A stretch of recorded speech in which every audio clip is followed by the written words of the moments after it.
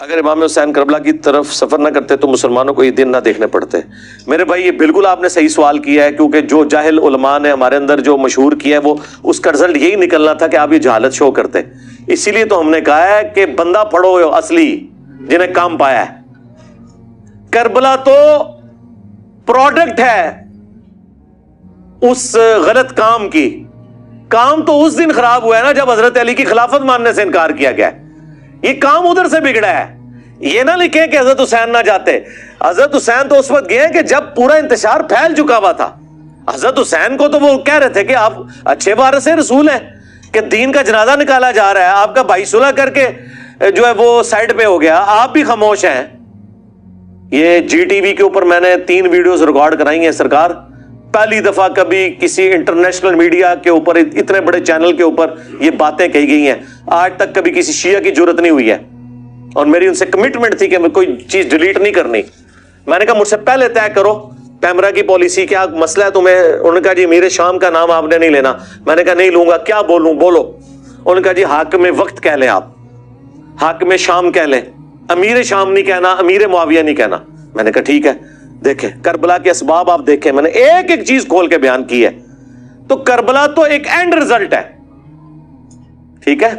Start وہاں سے ہوا ہے جس دن آپ نے سیدنا علی کو خلیفہ نہیں مانا, اور وہاں سے یعنی اس شخص کو جو تینوں خلفاء کے ساتھ پوری کمٹمنٹ کے ساتھ چلتا رہا, جب اس کی باری آئی تو رون ڈال دی. یہ ادھر سے کام خراب ہوا ہے. حضرت حسین علیہ السلام کی شہادت کے بعد کا سر مبارک تلاوت کر رہا تھا, لکھا ہوا ایک مولوی کا, اس نے ثابت. میرے بھائی یہ چیزیں بالکل نان سینس باتیں ہیں. یہ میرے بھائی نہ قرآن میں بیٹھتی ہیں نہ سنت میں بیٹھتی ہیں. اگر یہ ساری چیزیں ہونی ہوتی تو نبی علیہ السلام بھی میت کے اوپر چرپائی پہ کلام کر رہے ہوتے جب کہ ثقیفہ بانی ساعدہ کے بعد سارے معاملات ہو چکے ہوئے تھے.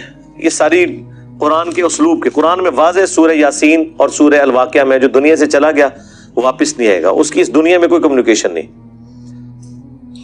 امام حسین کی کربلا میں شرائط کیا, وہ جعلی روایت ہے. یہ بھی میں نے اس میں بتایا کہ 3 شرطیں کیسے. میرے بھائی اللہ کے بندو, یہ اسی طریقے سے ہے کہ آپ کو کل کو کوئی بتائے کہ جی علی بھائی چشتی رسول اللہ اشری رسول اللہ کو صحیح ماننے کے لیے تیار ہو گئے ہیں, اگر جو ہے نا وہ فلانا مولوی اپنی مسجد علی بھائی کو جمعے کے خطبے کے لیے دے دے. ایڈی بڑی کہانی منو گے تسی؟ اللہ دے بندو, شام غریبہ ہماری لائیو چل رہی تھی, 30,000 سے زیادہ لوگ دیکھ رہے تھے. پاکستان کی کسی مسجد کی گیدرنگ 30,000 نہیں تھی شام غریبہ میں. ایک اکیلا بندہ اپنے گھر میں بیٹھک میں کیمرے کے آگے بیٹھ کے بات کر رہا ہے, اور 30,000 بندہ اس کی کربلا سن رہا ہے. ابھی اب ہر سال ہم کیا کریں گے انشاءاللہ, اب میلاد آئے گا تو میلاد کی راتوں میں بھی ہم بیٹھا کریں گے انشاءاللہ.